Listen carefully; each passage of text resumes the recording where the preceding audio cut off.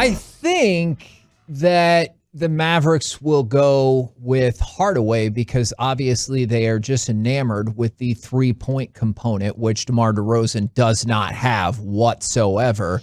Me personally, I would be more interested in DeRozan because by quite a bit, because I think DeRozan is the guy that not only can you operate him with Luka, if you need someone to run the offense in shorter spans, I think he can do that. He did it for the Spurs. He averaged 7 assists last year. So, I mean, they would use him kind of in this power forward point role at times. And here's the deal. DeRozan feels like he's been around forever, right? Yes. And Hardaway feels like a younger guy. But they're close to the same age. DeRozan is 2 years older. DeRozan is 31. He'll turn 32 in August. So you would expect DeRozan to have 3 to 4 more quality years left. I think at 35, 36, you got to really question, you got to have some sort of great stamina, great kind of ability to still be a premium player once you hit that 35, 36 age. So I do think he has 3 more good years, if not 4, left in him. And I was looking at this, guys, just to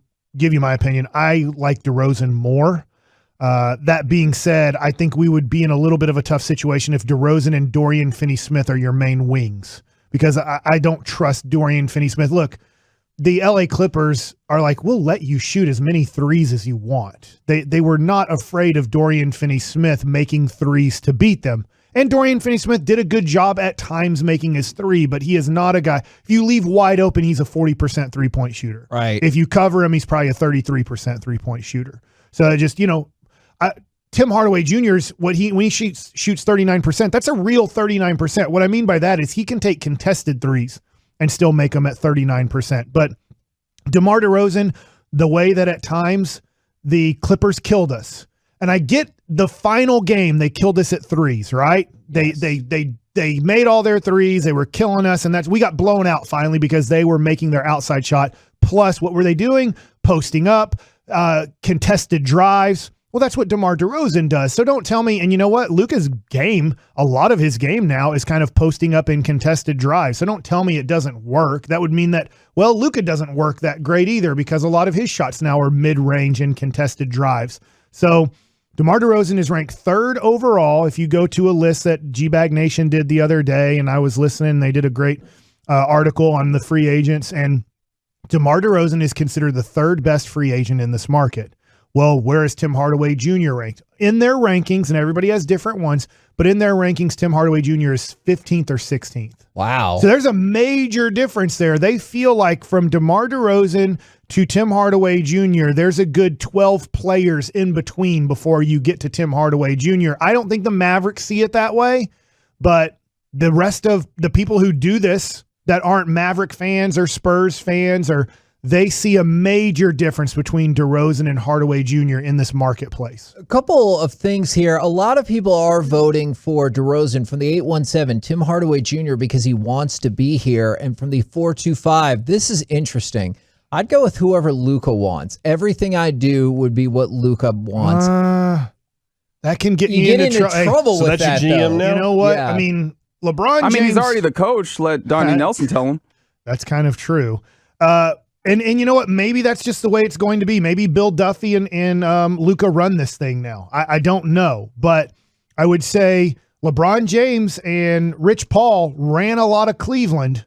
So as much as, it was, Cleveland did this or Cleveland did that. Well, a lot of those decisions that led up to the 2010 departure was LeBron James saying, I want this or I want that. And maybe it might have not been specifically a player at times, but specifically I want this or want this because this is what I need to be successful. So they would try their best and it didn't work out. And so I would just be scared of just letting a player say, these are all the things that I want and go get it now. All right. So, I think it's undisputable that Hardaway, that Hardaway was the single most important secondary player for the Mavericks' success or failure. We saw whenever he wasn't. I think that, yeah. Whenever he didn't do whatever, the Mavericks weren't capable of being good. He was their worst defender in the playoffs. By far, right? You have a chart. Yeah, right? It's not opinion. Yeah, there is a chart that shows his defensive win share in the playoffs, and it was miserable. And it wasn't positive. And the offense wasn't, like, just because it was so bad, the offense wasn't good enough. Like, it contributed, but he was incapable of defending.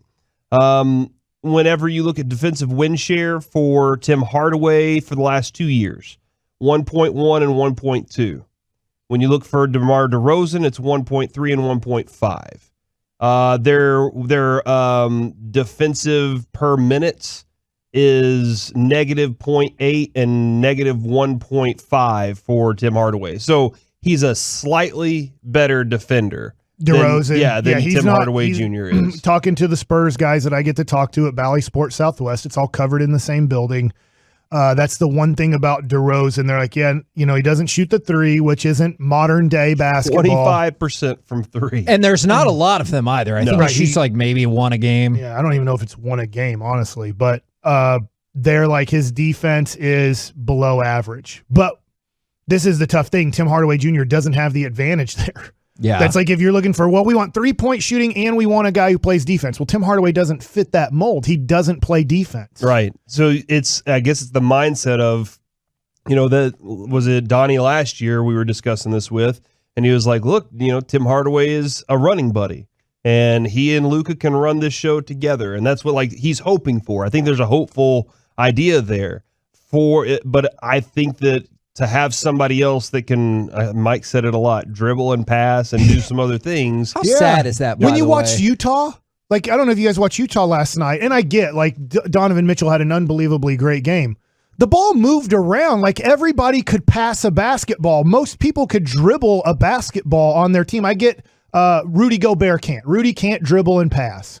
But besides that, and Derek Favors struggles with it too. Besides that, everybody else that touches the basketball has the ability to put the ball on the floor and pass a basketball.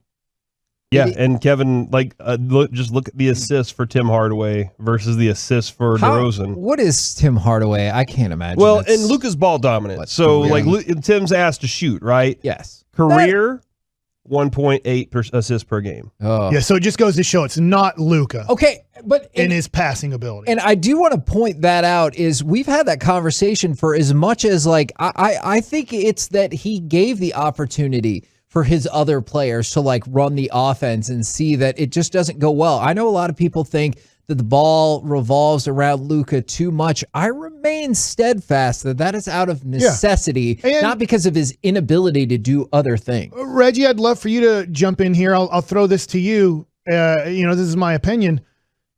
Hardaway's tunnel vision.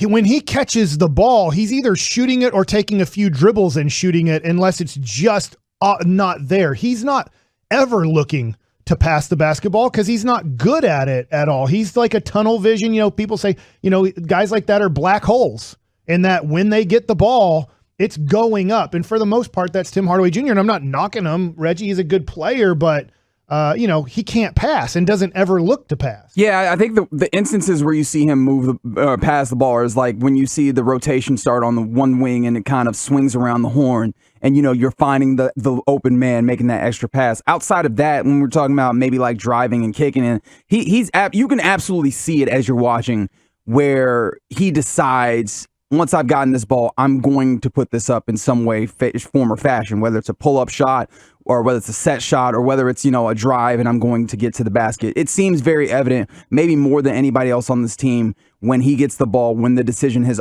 been pre-made that this ball is going up.